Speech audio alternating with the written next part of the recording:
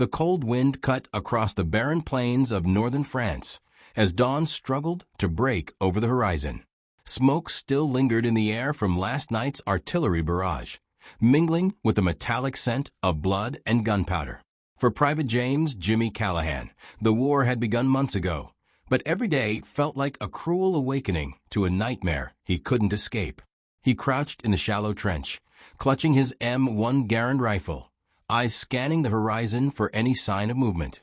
The morning mist concealed the shapes of the abandoned villages beyond, their skeletal remains of houses standing as silent witnesses to the horrors that had already passed. His squad had been ordered to secure the sector, but intelligence was sparse, and every shadow seemed alive with danger. Jimmy remembered the letter he had received from home a week ago.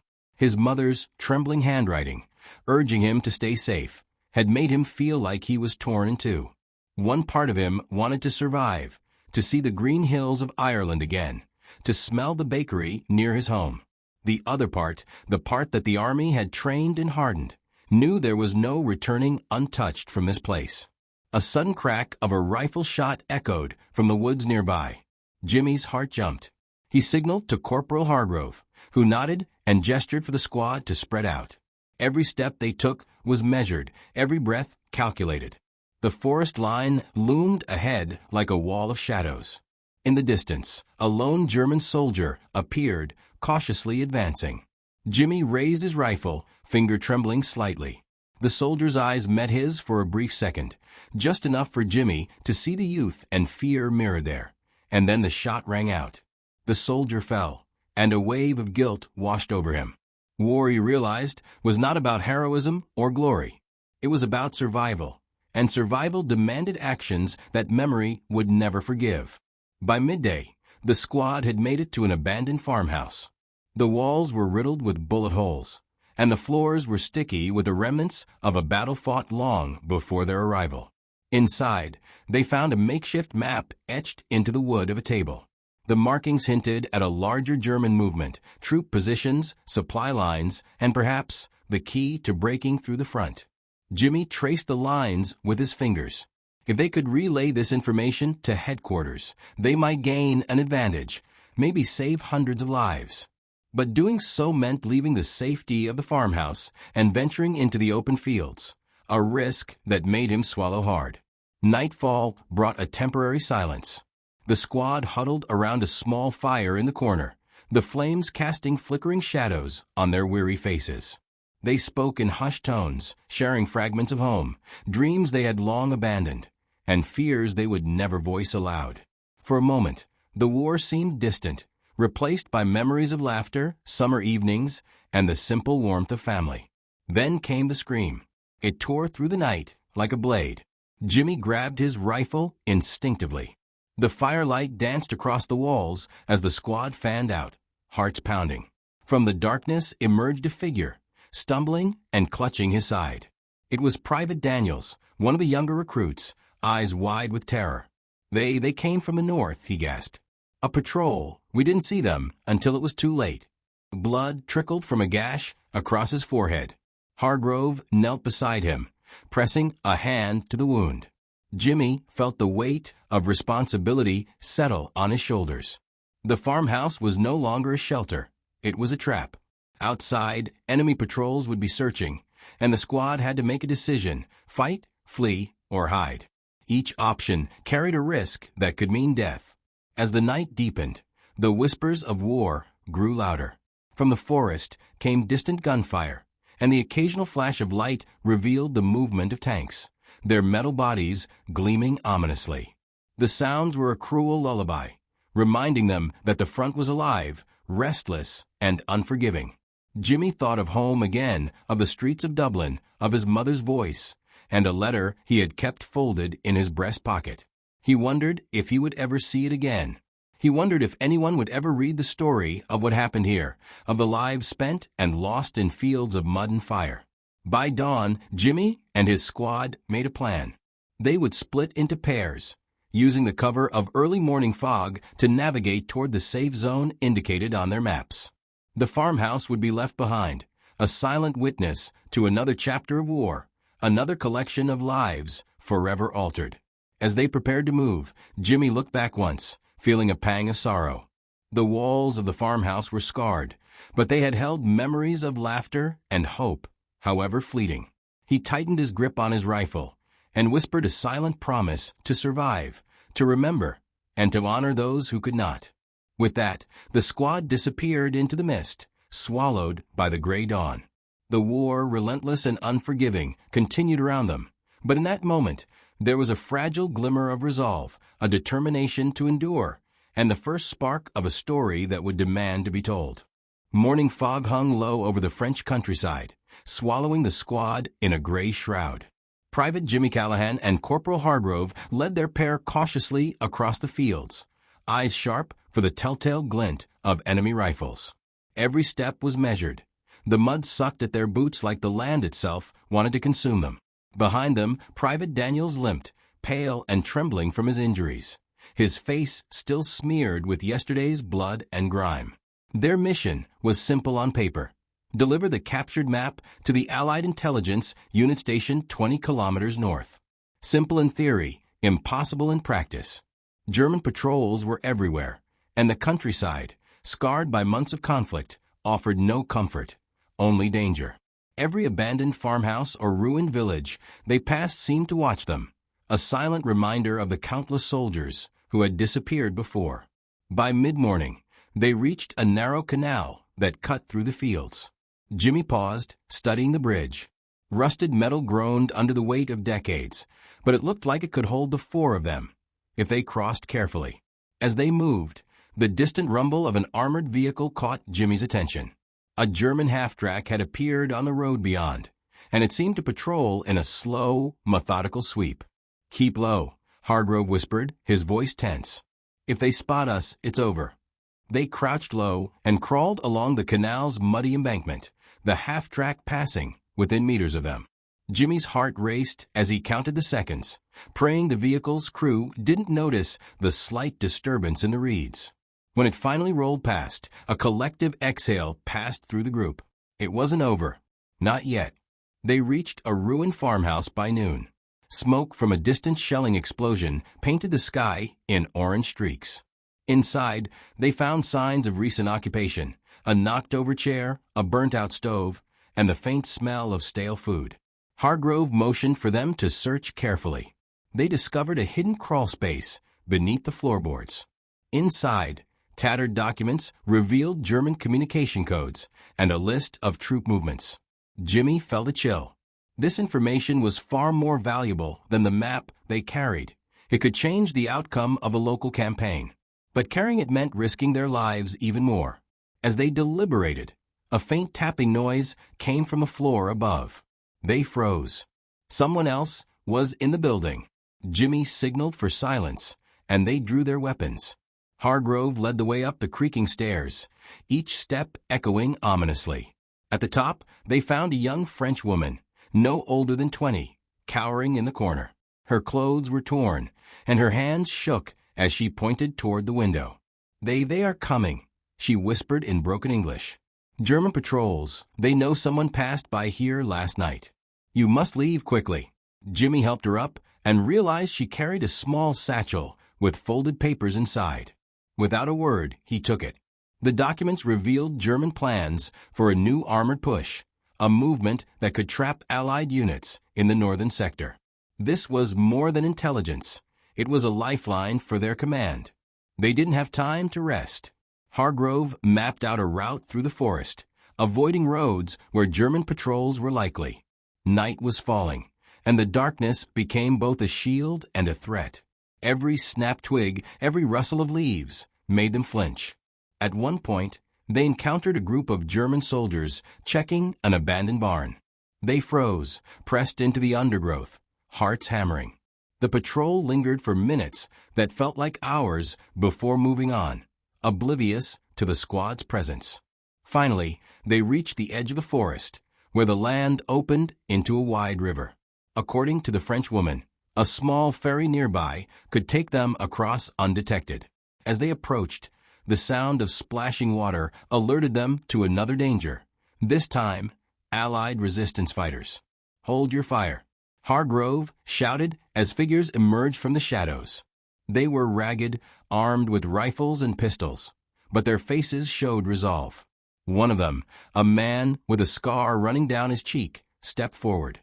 "You bring news?" he asked in a low voice. Jimmy handed over the satchel with the German documents. The man's eyes widened as he scanned the papers. This can save lives," he whispered, shaking his head. "You risked everything for this." Jimmy didn't answer. He only nodded. The weight of the war pressed on him again, heavier than ever. He realized that survival wasn't about fighting battles. It was about making choices that could tip the scales, even if it meant placing yourself directly in the line of fire.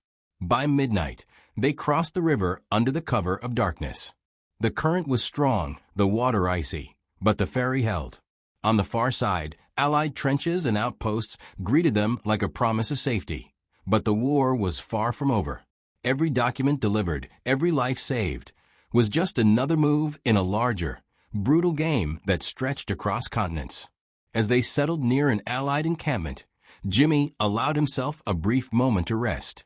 The French woman had vanished into the night, leaving only a small token of thanks, a locket containing a photograph of her family. He held it briefly, remembering the faces of his own loved ones, and whispered a silent vow: survive, return, and tell the world what had happened here. But even as he slept, the distant sounds of artillery reminded him that this was just the beginning. The war would continue, relentless and unforgiving, and soon he would be forced into battles he could not yet imagine. The sun had barely risen over the rolling hills of northern France when Private Jimmy Callahan awoke to the low rumble of artillery. The Allied encampment where they had found temporary refuge was buzzing with activity. Soldiers moving hurriedly between trenches, tents, and supply depots. But the sense of order was fragile. The war had a way of creeping into even the safest seeming places, and Jimmy could feel the tension like a weight pressing on his chest. Corporal Hargrove joined him, a grim look etched across his face. "Intel was received by headquarters last night," he said quietly, nodding toward a cluster of officers. "They're mobilizing a counteroffensive. Your documents, they may have saved hundreds of lives already." Jimmy nodded, but the small sense of pride he felt was fleeting. The war had taught him that every victory came with a cost, and every act of bravery was shadowed by the threat of death. By mid-morning, the squad received orders to advance toward a strategic village that German forces had fortified. Their task was reconnaissance, observe, report, and avoid unnecessary confrontation. But intelligence was rarely that simple. The village was a maze of rubble, shell-cratered streets, and buildings still smoldering from prior bombardments. As they approached, Jimmy noticed a figure moving along a rooftop, a German sniper. Before he could warn Hargrove, the crack of a rifle echoed through the streets, and a fellow soldier went down. Chaos erupted. Smoke, gunfire, and the screams of the wounded filled the air, making every decision a matter of life and death. The squad took cover in a ruined building, breathing heavily, adrenaline pumping. Private Daniels, still recovering from his earlier injury, looked pale and terrified. We shouldn't have come here," he stammered, voice barely audible. Hargrove placed a reassuring hand on his shoulder. "We're already here, son. We move smart or we don't move at all." Jimmy's eyes scanned the rubble-strewn streets. He saw movement, shadows darting between the ruins, but something fell off. The German troops weren't attacking methodically. They were too coordinated, too precise. A sinking feeling gripped him. It wasn't until a young resistance fighter, who had joined their reconnaissance mission, slipped from cover to deliver a warning, that the truth hit them. Someone in their midst was leaking information. Every move they made seemed anticipated. Every hiding place compromised. "Betrayal," Jimmy muttered under his breath. His stomach twisted. In a war like this, betrayal could mean instant death. As night fell, the squad huddled in a cellar beneath a partially collapsed bakery. The smell of damp stone and decaying bread filled the room. Hargrove spread a crude map across the floor. "We have to get out and alert headquarters. But someone knows our movements," he whispered. "We move in pairs, split up, and trust no one outside this room." The first pair left quietly into the night. Jimmy and Daniels followed shortly after, keeping the shadows and listening for any signs of pursuit.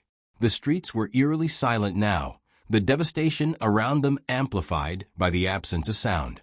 Then came the whisper, a voice familiar, calling Daniel's name.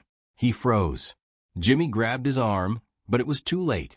From the shadows stepped a young French informant, but the glint of a German insignia on her sleeve revealed the horrifying truth. She had been feeding information to the enemy. Daniel's eyes widened in terror, and Jimmy reacted instinctively, firing a warning shot that sent her fleeing into the darkness. The betrayal was clear.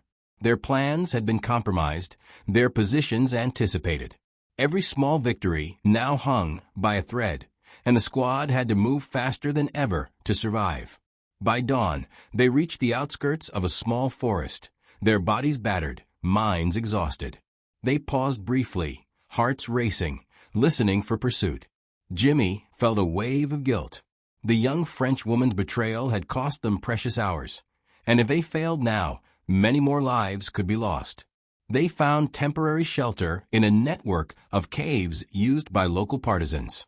Inside, they encountered other resistance fighters, hardened by months of hiding, sabotage, and secret operations.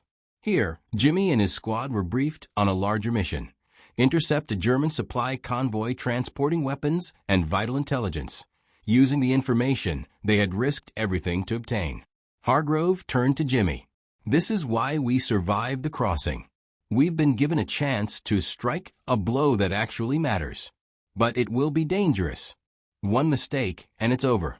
Jimmy nodded, feeling the weight of responsibility pressed down harder than ever. He thought of his mother, of the letter tucked in his breast pocket, of the families waiting somewhere across Europe for news that might never come. Survival alone was no longer enough. They had to fight, and they had to fight smart. The night before the ambush, Jimmy couldn't sleep. He traced the lines on the map with his fingers, memorizing the terrain, imagining the convoy moving through narrow roads, flanked by German patrols. Every detail mattered. Every miscalculation could mean death. He realized then that war was not just about bullets or strategy. It was about decisions, timing, and trust. And trust, he now knew, was the rarest commodity of all. The dawn would bring fire, smoke, and blood. But Jimmy and his squad were ready, driven not by glory, but by the quiet hope of survival, and the unshakable need to honor those they had lost along the way.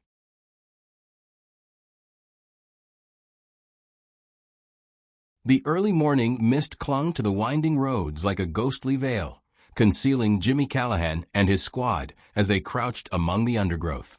The German supply convoy was due to pass any moment, and the tension was unbearable. Every sound, the rustle of leaves, a distant crow, the drip of water from overhanging trees, was amplified in the silence of anticipation. Hargrove whispered, checking his wristwatch. "It should be any second now. Remember the plan: disable the lead vehicle, cut communications, and retreat before reinforcements arrive. Timing is everything." Jimmy's hands gripped his rifle, knuckles white. They had trained for this, studied the terrain, memorized every turn of the road. But training could only do so much when lives hung in the balance. Daniels, still pale from earlier injuries, swallowed hard. I hope we survive this," he muttered. Jimmy looked at him. "We will. Stick to the plan. Trust each other. That's all we have." The distant rumble of engines broke the silence. Dust rose on the road, and soon the convoy appeared, armored trucks, motorcycles, and a half-track leading the formation. Jimmy's breath caught. Every second counted. Hargrove signaled, and they moved into position. The ambush began with precision.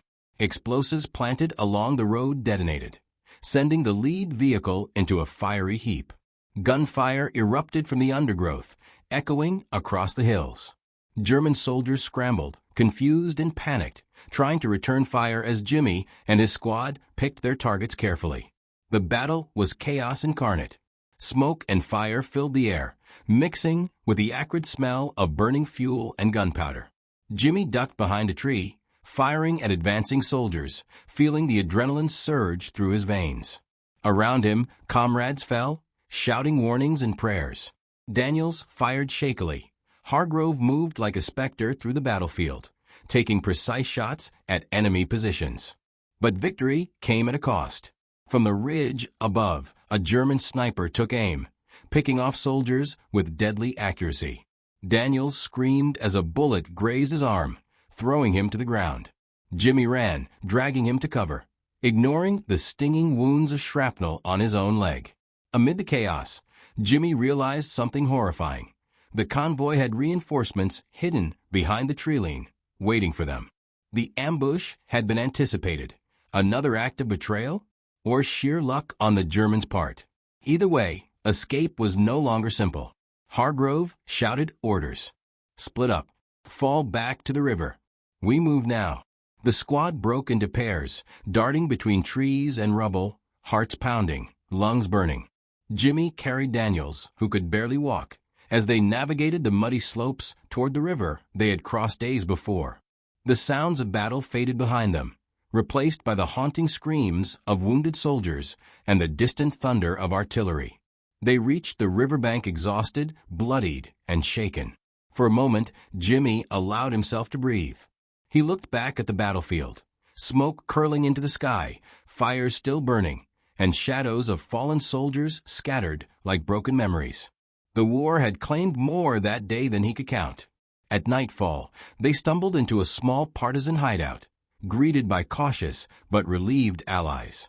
Here, they treated their wounds, shared sparse food, and tried to process the trauma of the day.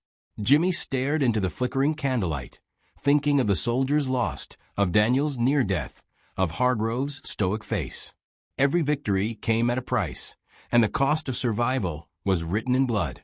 But there was no time for mourning. Intelligence gathered from the ambush revealed a German plan, a larger offensive aimed at cutting off Allied forces in the region. Their actions had delayed the convoy, but it had also drawn enemy attention. Jimmy realized that their mission, though partially successful, had set the stage for something far deadlier. The following morning, Jimmy stood at the river's edge, watching the mist swirl over the water. Daniel sat beside him, silent, his arm bandaged, still pale. Hargrove approached, a map in hand. "We've done what we can," he said quietly. "Now, we prepare for the counteroffensive. We strike again, but this time we'll be ready for whatever they throw at us." Jimmy nodded, gripping his rifle tighter. The weight of the war pressed down, heavier than ever, but amidst the fear, exhaustion, and sorrow, there was determination.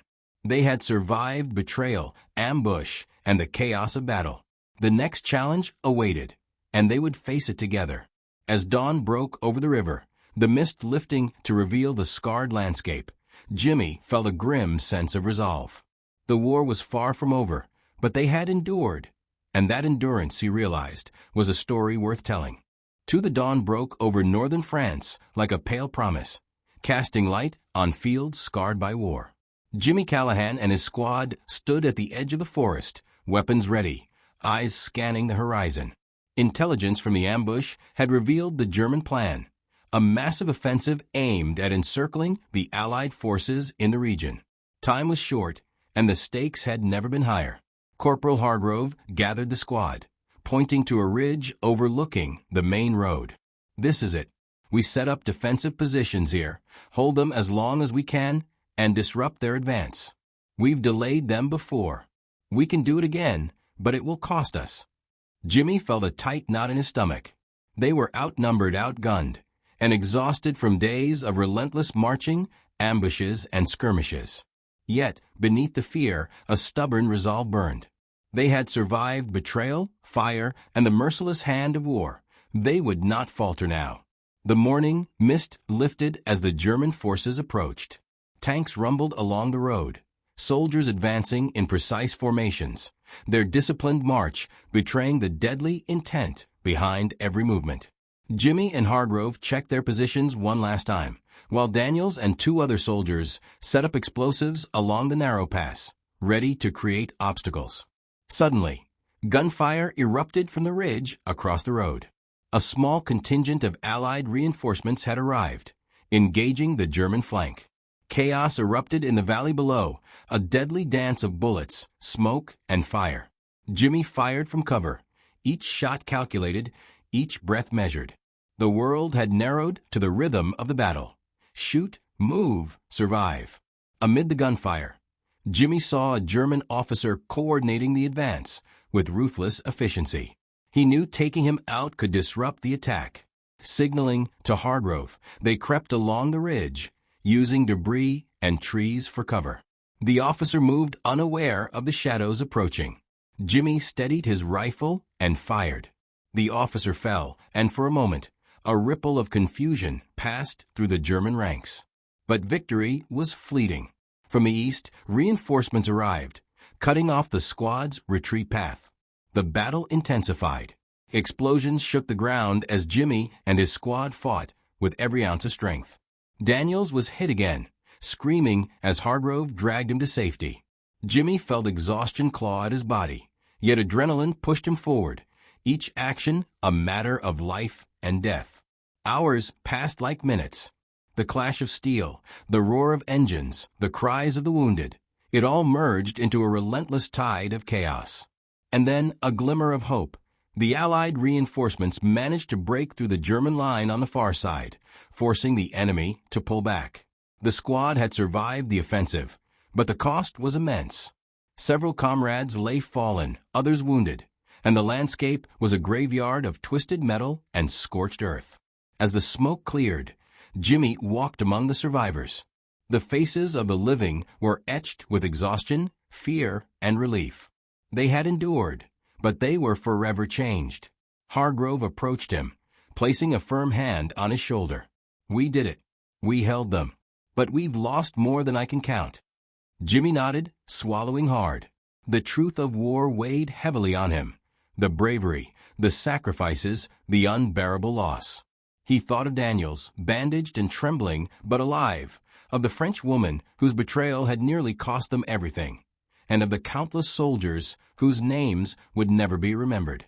That night, they camped near the river, staring at the stars. Silence fell, a fragile peace amidst the wreckage of battle. Jimmy held the locket the French woman had left him, the photograph inside a reminder of home, of life beyond the endless struggle. Hargrove spoke softly. "We fight not for glory, Jimmy, but to give people a chance to live, to remember, to rebuild." Jimmy looked up at the night sky, thinking of the families, the cities, and the world they were fighting to save. The war was far from over, but in this moment they had survived. They had struck a blow, preserved lives, and honored those who had fallen. As dawn broke again over the scarred landscape, Jimmy felt a quiet resolve. He would survive. He would remember. And one day, the stories of courage, betrayal, sacrifice, and endurance would be told, not as tales of heroes, but as truths of the human spirit under the shadow of war. The war raged on beyond the horizon, but in the hearts of those who endured, a spark of hope remained. And for Jimmy Callahan and his squad, that spark was enough to carry them forward, through fire, through loss, and into the uncertain dawn of a world fighting to be free.